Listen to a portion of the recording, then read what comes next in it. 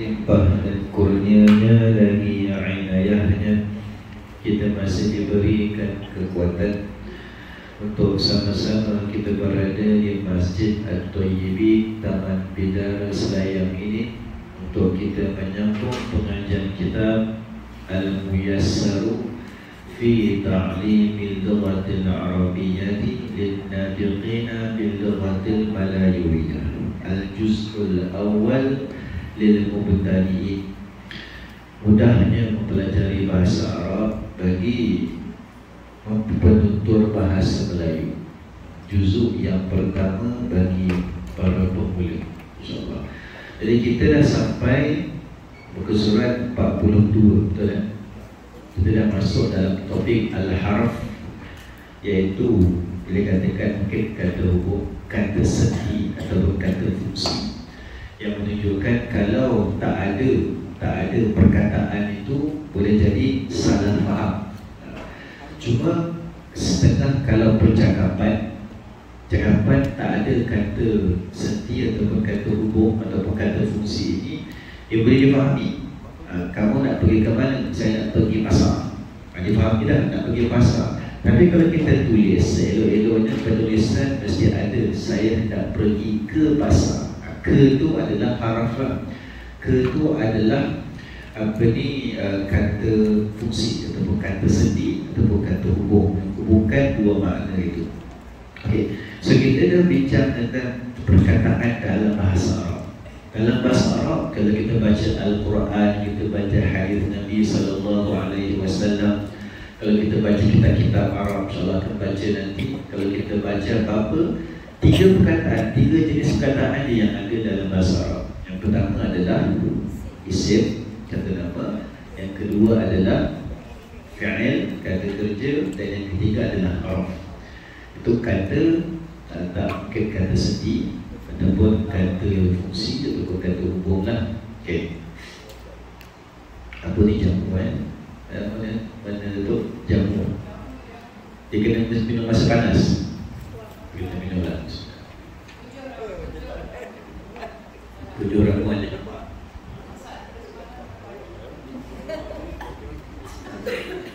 Kena minum terus. Okey. Jadi sebelum kita mulakan, seperti biasa saya edarkan risalah saya, insyaAllah. Okay. Yang mana sama juga, perkara yang sama, kaitan tentang saya masih lagi BPJS kita bantu kerja pada 3 projek pembinaan surau untuk terapi anak-anak OKU dan juga untuk TALS jubing bagi sekolah-sekolah, dan juga pada SRE Al-Hidayah adalah untuk melimpahkan kepada anak-anak yang berazam UPJK dan PSRE tahun insyaAllah. Saya adakan risalahnya dan tabungnya insyaAllah.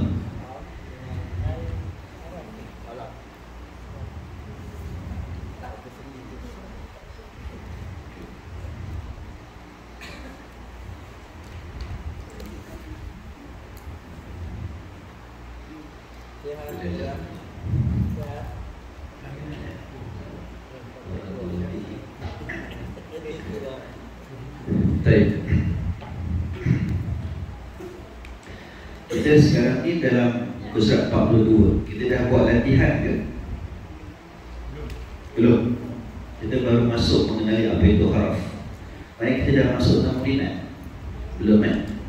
Jadi kita akan masuk tamrinat hari ini 41. Mana kita yang tamrinat bawah tu dah latihan, kita tak masuk lagi kan? Okay, jadi kita masuk latihan lah. Rasa macam dah masuk kan? Dah kan? Kita masuk latihan kedua lah. Latihan yang kedua. Nombor 2. Yang satu dah kan? Okay, kita masuk yang kedua kan? Okay, yang kedua, wafiq bainal kalimatil adiyati wa anwa'iha. Okay, wafiq ni kira macam sesuaikan lah. Nampak bentuk soalan. Pada wafaqah ni macam wafaqah, yuwafiqu, muwafaqah, maksudnya persetujuan. Kalau untuk konteks di sini wafiq maksud sesuaikan lah. Nampak soalan pun, nampak jenis soalan pun dah tahu dah.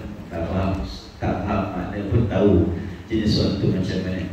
Jadi wafiq, suaikan bainal kalimatil adiyati, di antara perkataan-perkataan berikut, wa anwa'iha, dan jenis-jenisnya. Okey. Ada kotak al-kalimatu, perkataan, belah kiri naw'a, jenisnya. Okey. Kita mulakan dengan hamzah. Okey. Ana. Ana tu apa maksud ana? Saya. Dia saya tu apa? Okey, kita dah belajar tiga. Isim, fi'il, harf. Sama kita sebut ismun ataupun fi'lun ataupun harfun, ataupun kita boleh sebut isim, fi'il, harf. Sebab seperti mana kita belajar tentang iltiqa' sakinan, kita bagi contoh dalam nama surah.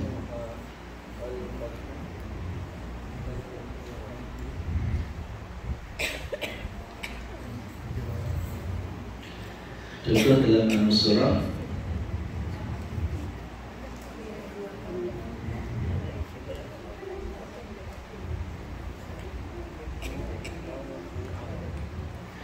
dalam surah Al-Quran juz 29 ada surah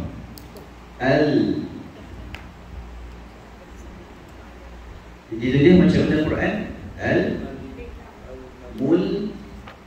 Bukan? Kita sebut nama surah Al-Mulk, sebutannya lah surah Al-Mulk, ataupun kita sebut surah Al-Mulk. Dua tu. Sama ni kita sebut Al-Mulk, sebab di situ ada Al-Mulkuan, Al-Mulku, kita berhenti jadi Al-Mulk. Ataupun kita sebut Al-Muluk. Kenapa macam tu sebutan dia? Sebab dalam tajwid ada namanya iltiqa' sakinain. Okey. Iltiqa'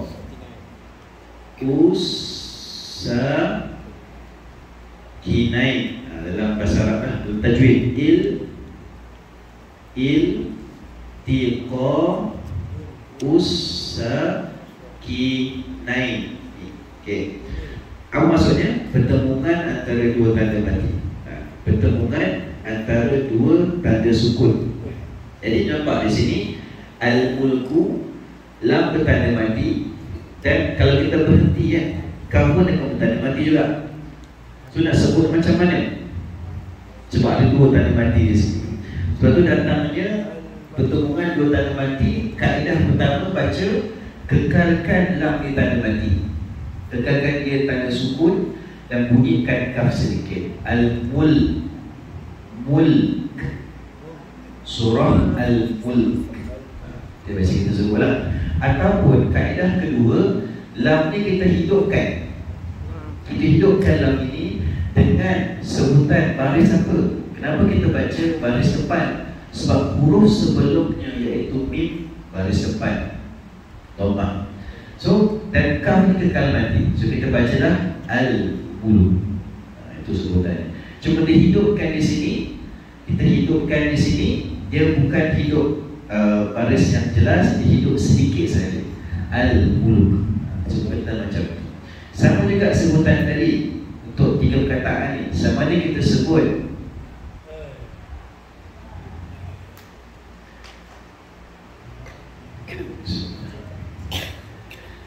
kita sebut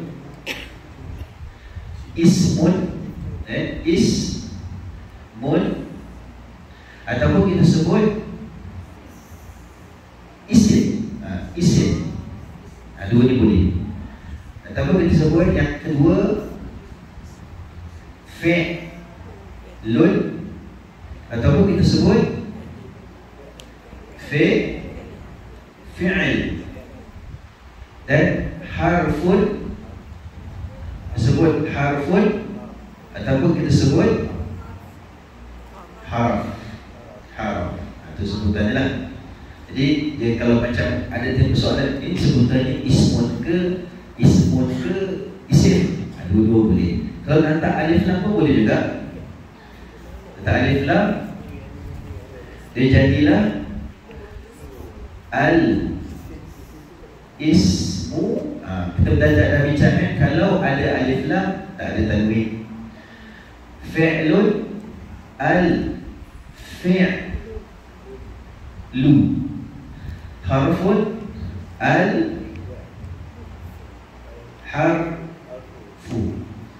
al-harfu, ataupun kita baca sini al-ismu ataupun al-isim, al-fi'lu, al-fi'il, al-harfu, al-harf.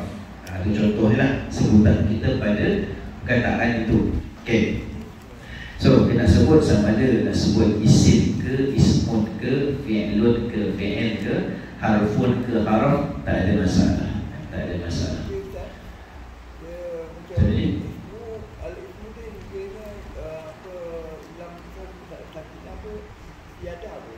macam mana ni? Kalau ismu, al-ismu depan tu, okay, alif lam ni namanya ma'rifah, dia khusus. Contohnya, contoh yang pernah kita bincang, qalamun. Okay, qalamun apa? Pen. Saya tak tahu terjemahan sebab saya tak tahu terjemahan kan. Qalamun, pen. Kalau al-qalamu, okay, al-qalamu sebab ada alif lam tak ada tanwin. So apa beza dua dia sebenarnya? Secara makna, maksud qalamun, pen, al-qalamu, pen juga. So dia sebenarnya apa beza dia? Okay, khusus dengan umum. Itu secara teori. Secara praktikal untuk difahami, apa beza qalamun dengan al-qalamu? Qalamun, pen, al-qalamu, penni. Tersebut kalau pesan sikit, a pen